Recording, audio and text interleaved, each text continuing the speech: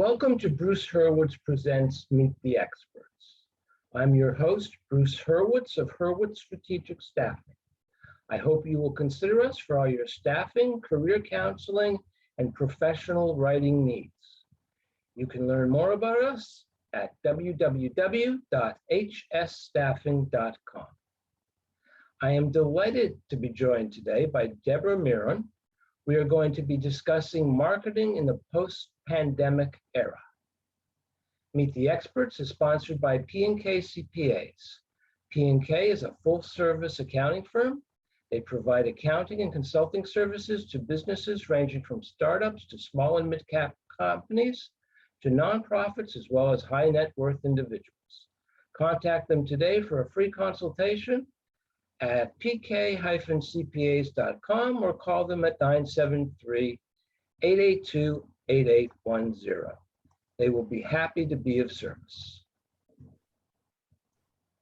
Debra, welcome to the show. So nice to be with you, Bruce. Thank you for inviting me. Well, it's my pleasure. Please take a moment or two and introduce yourself to our viewers.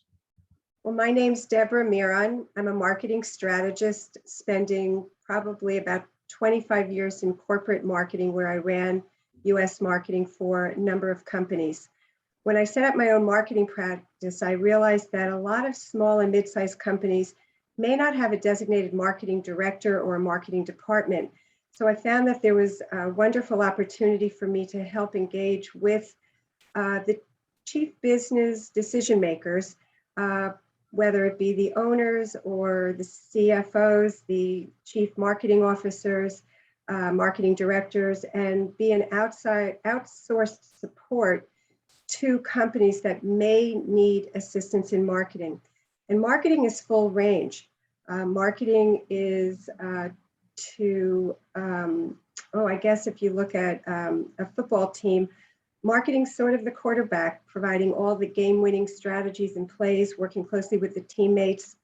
So marketing is the hub of the wheel. And then, of course, there are all these wonderful marketing support, whether it be graphic artists and web developers and designers and printers and web specialists that can help support the marketing executives, strategists like myself, to help put together a customized set of strategies that will help increase a company's market presence as well as increase sales, and do so profitably.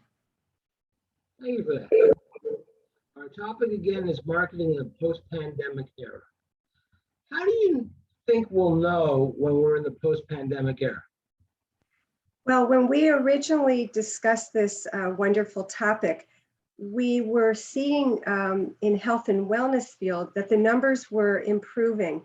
And so when I started to engage with my clients into the fourth quarter and into 2022, because marketing strategists usually work ahead of the curve. We usually are at least 3, 6, sometimes 9 months to a year ahead when developing strategies that can be implemented by the senior team and by the sales staff. But I started to see a change when we began to open up the opportunities to meet in person. We started to see increases in businesses across all industries because people were beginning to feel more comfortable. They were beginning to get vaccinated, but they were beginning to feel more comfortable getting back into what we would probably have considered normal.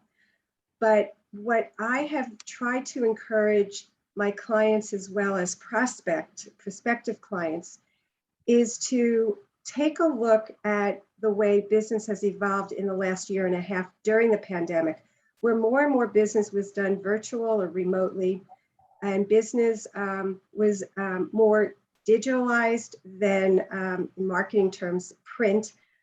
So we started to see more of a transition to using our computers, social media, and many of our marketing specialties online. And so that in itself started to change the whole complexion and dynamics, because many industries were not necessarily meeting their clients or their customers in person. So I found that as we started to think about the marketing in the post-pandemic era, I started to look at ways that we can draw on marketing strategies and specialties. What I mean by that is taking a look at the brand, looking at logos, written content. You're a writer, I'm a published writer as well. So how could we engage more with our customers and do so casting the net wider, so that not just focusing on in-person events or activities, meetings, but also to take a look at how we can engage with our prospective clients and customers or our existing, and focus on using the strategies and the business models in place. So I try to encourage my clients to focus on strategizing, creating a plan, whether it be something as simple as a mission statement as part of branding, or setting up a set of marketing checklists to make sure that all the tools are in place, so that as business is opening up and as we start to expand both online and then in person when people are comfortable and when the protocols allow for that, that we have all the tools in place, and that the senior executives can engage and get out on the field headstrong and make sure that they hit that running forward and that touchdown, all the winning strategies. You're a football. Say that again? You're a football fan and you like football. I use the football, I use the quarterback as a strategy because he's all-knowing. He works closely with the football team owner and the coach, and works with all of the players, both the offensive and the defensive players. And sometimes the quarterback is not always on the field. And I liken that to the marketing strategist. We're not always on the field of business, but we're there providing the next step action plan. We're enabling the whole team, whether top down, from the president, the senior executives, if it's a small company and it might just be family run, that everybody is kept updated with all the communication and all the strategies, and that the action plan could then be implemented in a way that we see results, because marketing strategists like to evaluate the success of what we do with hands-on results. And the way I term successful marketing is increased sales, doing so profitably, increasing customer base, perhaps increasing channels of distribution, integrating both online marketing as well as print. But what I find fascinating is that when I talk to the senior executives, it's evaluating a personalized, customized game plan or set of strategies that works for that company. Not every company needs to have all the tools that maybe a large corporation might have. So the real key is that a marketing strategist like myself will evaluate what are the best tools that will drive business, doing so profitably and doing so that the senior team could implement, because cage birds can't fly. We want to make sure that the team is educated on all the marketing and that they can set forth and build that momentum and implement the strategies in place. So I like to use that quarterback as the analogy. Unbeknownst to you, you answered my two questions that I had planned to ask you. About the tools, you've already discussed that, and you just mentioned the metrics that you use. So let's move on to the brass taxes, so to speak. When you sent in your application, you said that viewers would learn the 10 tips to maximize market presence, including how to identify which types of marketing which result in increased sales and profitability. So what are the tips? You don't need to remember all 10, we won't count. Okay. I always use the top 10 because it captivates a lot of interest, and it sort of reminds me of the Dave Letterman, the top 10. One of the most important things when I work with a client is to evaluate who the company is. So that's really like a branding question. So you want to know the history of the company, what the company stands for, whether they have products and services, or if it's just product driven, what are the products, the price points, distribution channels, who their target audience is.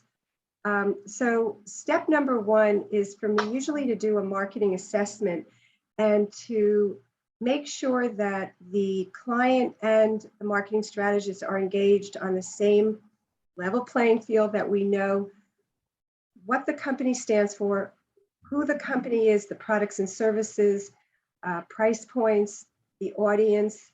And then moving from that, I then begin to evaluate how current the brand aligns with the company's mission. Do they have a logo?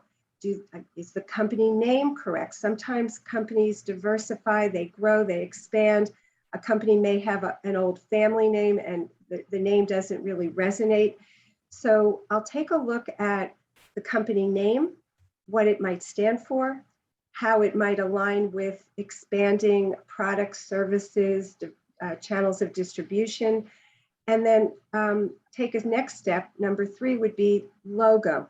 I call this the triple play. Is the logo current? Does the logo have all the information? Does the team have business cards?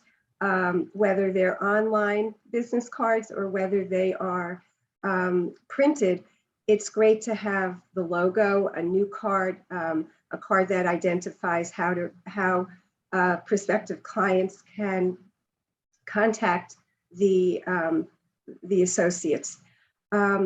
Websites are so timely now because so much of business is done online. But what's been exciting on that score is that websites used to be two-dimensional. Now they've expanded and they've become more interactive with the use of photography and videography and blogs. And so at least you want to have a landing page where there's information where a prospective client or customer can contact the person for more information. But the market is changing so dramatically. It's constantly evolving. Mine is currently in a development mode myself because I find that as a marketing expert, I want to have the best of and constantly include all the important specialties, the marketing tools that would prompt the clients, the senior decision makers to select certain tools that would work for them. So having a website, making sure that the website is fresh, having more illustrations and artwork versus written content. We tend to find that a lot of websites are copy heavy, and you want to make sure that the websites are interesting, arresting, attention grabbing. So that's a fourth idea. Let me interrupt you. Everything you're saying is perfectly correct, but it was all true pre-pandemic. Now, what's new post-pandemic? What I have found post-pandemic is what I started to talk about with the websites. They're much more interactive, video. What we started to do, even with my skills in working with clients with event marketing, seminars, webinars, things have morphed into the digital age where customers or my clients are not finding themselves falling short, not being in front of their customers. They can go online. So we're seeing much more incidents of webinars, e-blogging, and video, and then social media, and integrating all of those elements. We're seeing it was coming. It was slow. Some companies were much quicker to get on the digital age, but we're seeing more and more businesses being done using these online marketing tools. So I find that that's been fascinating because it has still kept clients, companies fresh and forward and more responsive and reactive rather than being in a defensive position of not being able to engage in front of their customers. You mentioned that, I think you said CEOs will be able to get out and meet with clients face to face. Talk to us a bit about the importance of educating staff who may have just started working when the pandemic started, and they're only used to what we're doing right now, interacting with a potential client over the internet. They have not met with them face to face. They don't know the importance of dress. They don't know the importance of eye contact, of well, it probably won't be doing it, but a firm handshake. Talk to us about that transition from the virtual world to the real world. So I just had a very interesting discussion with two co-owners of a company where they were launching their business, and immediately as an expert, I saw that they didn't have a company handbook. They didn't have an orientation guide.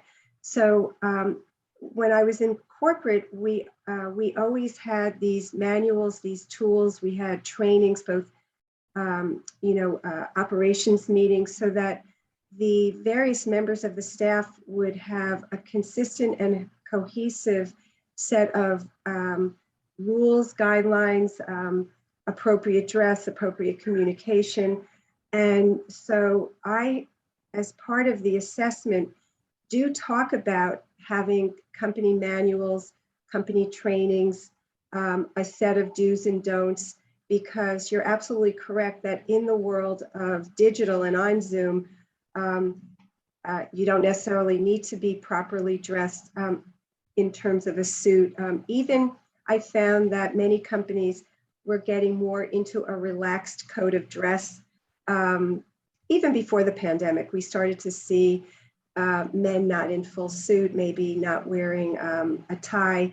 Women were not necessarily dressed in formal suit either.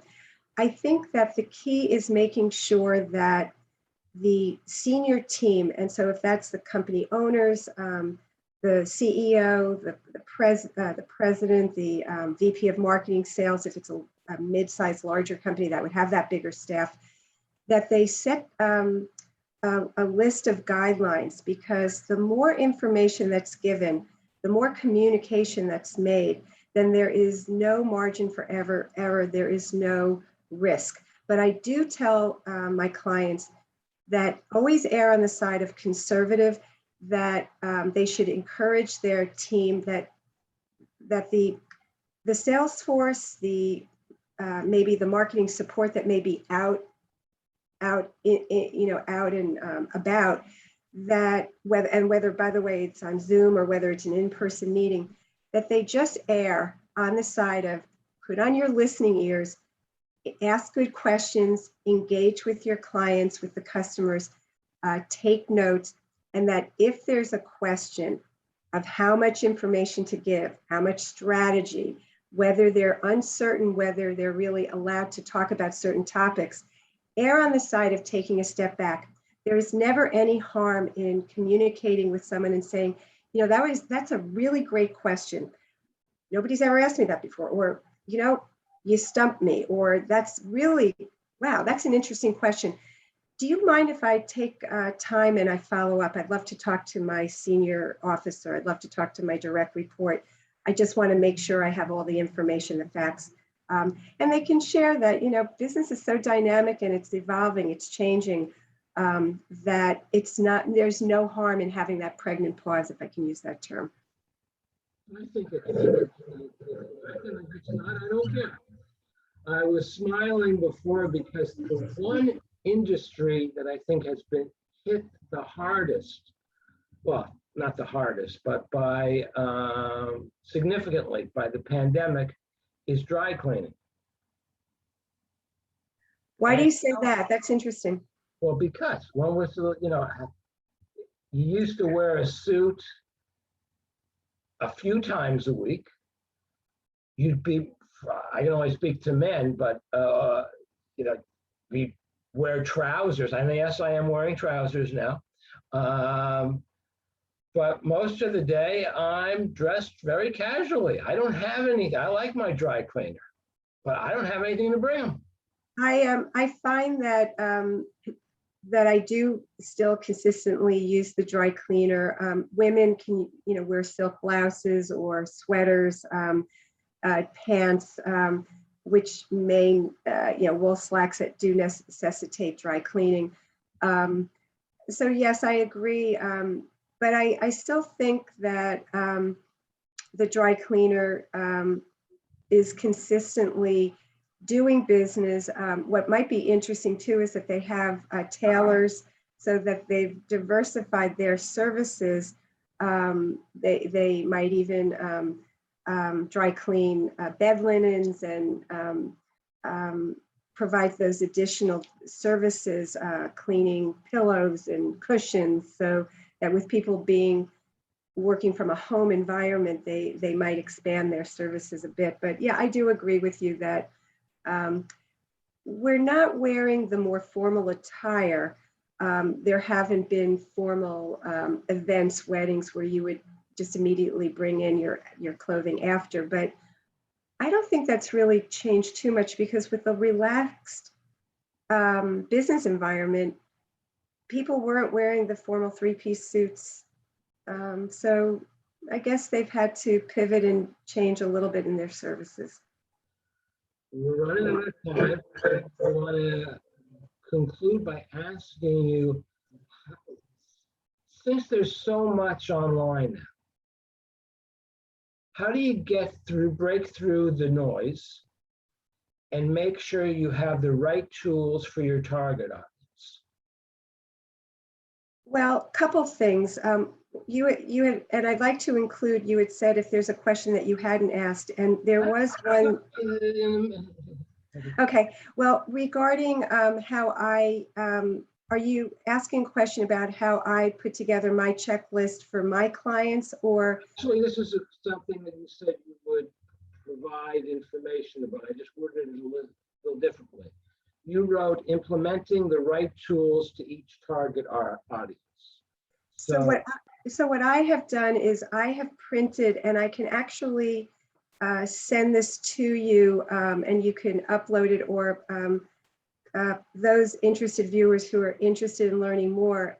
I provide, number one, a complimentary assessment that is personalized and customized for their business. Secondly, I have a checklist as well that could help provide a launch point to discuss the various marketing tools. And then as we do an assessment, I evaluate how we will select the right marketing tools that will drive business, customized and personalized for that business, for that industry, maybe for that size of business.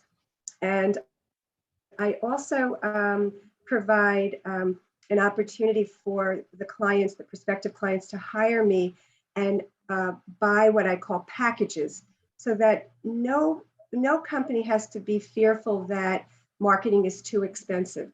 There are ways that I can work on a tight budget, and so I provide these marketing packages that could, start the ball, get it in motion, and give them a chance to take a look at their business and see how we could strategize and build business moving forward on a small budget.